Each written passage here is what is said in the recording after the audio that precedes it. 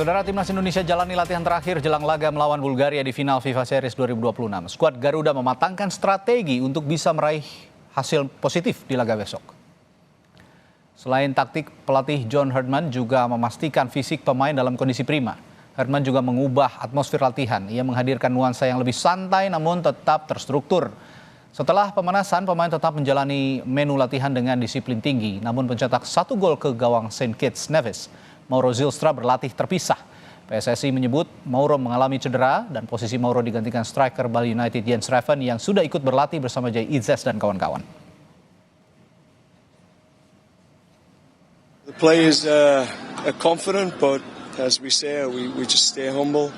We focus on work. They had a little bit of time to themselves yesterday, which was important. A couple of them got awards, which was nice as well to celebrate.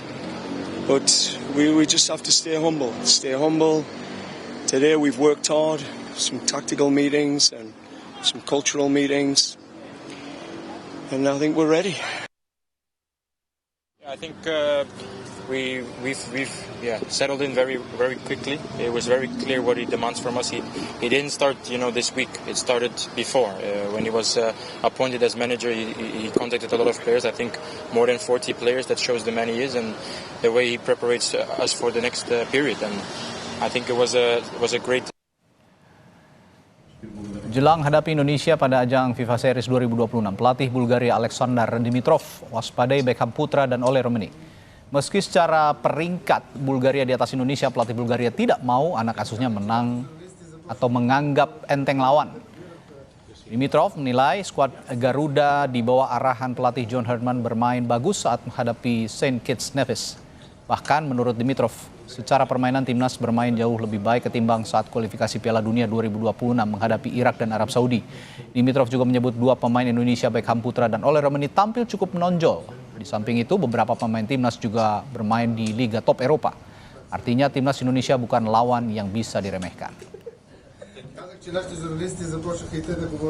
Dan bagaimana peluang timnas Garuda menghadapi Bulgaria sudah bergabung melalui sambungan virtual dengan analis sepak bola Haris Pardede. Selamat malam, Bung Harpa. Selamat malam. Sejauh ini penampilan timnas sudah maksimal menurut Anda? Ya, tentunya start yang bagus. Kita bisa menang 4-0 dan ini juga menjadi kemenangan pertama bagi debut dari seorang John Herdman. Tapi seperti yang dikatakan di sesi doorstop setelah official training tadi sore di Stadion Madia, John Herdman mengatakan harus lebih serius lagi untuk menghadapi Bulgaria yang rankingnya 2 kali lipatnya dari St. Kitts Nevis. Ya, kalau St. Kitts Nevis 150-an, kita 120-an, Bulgaria itu 80-an. Jadi waktunya sangat sempit, hanya berapa? 3 hari ya. Jadi 27 main, 28 harusnya recovery, relax, 29 official training, main besok. Jadi setiap menit itu sangat berharga bagi persiapan kita menghadapi salah satu tim kuat di Eropa. Oke, kita tahu tadi siang pada saat sesi latihan Mauro Zylstra latihan terpisah dan dinyatakan cedera tidak bisa prima tampil besok melawan Bulgaria. Penggantinya adalah Jens Reven. Bagaimana Anda lihat pengganti Mauro Zylstra ini?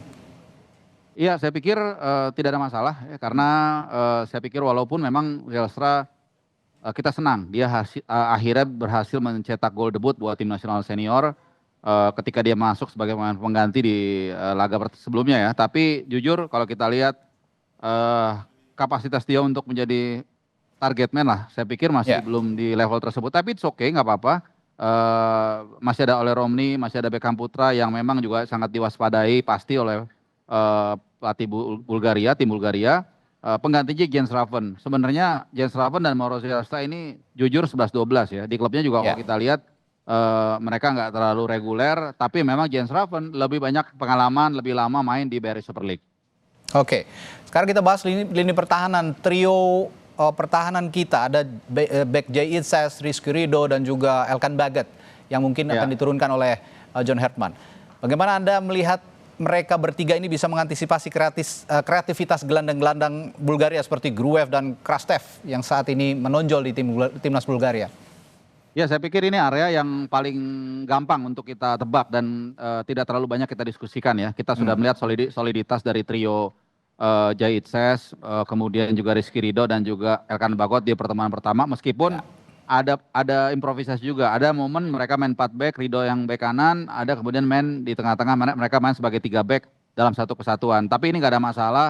Saya pikir ya tantangannya hanya adalah yang dihadapi kali ini lebih berat, jauh lebih berat daripada St. Kitts and Nevis. Jadi kalau di pertandingan sebelumnya itu lebih kepada antisipasi elemen of surprise, counter attack dari St. Kitts and Nevis.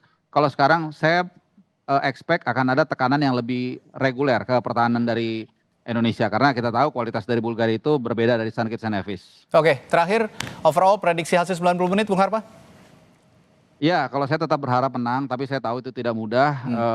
Kalaupun mungkin imbang 2x45, setahu saya ada diputuskan menang atau kalah ya. Itu yang penting Indonesia menang waktu juara lah FIFA Series. Oke. Itu yang penting. Ini menjadi titik awal tentu saja untuk kompetisi-kompetisi yang lebih tinggi lagi, terutama kita akan aim untuk Piala Dunia nanti selanjutnya. Baik, terima kasih analis sepak bola Haris Pardede yang telah berbagi perspektifnya di Sapa Indonesia Malam. Sampai jumpa lagi, selamat malam Bung Harpa. Malam.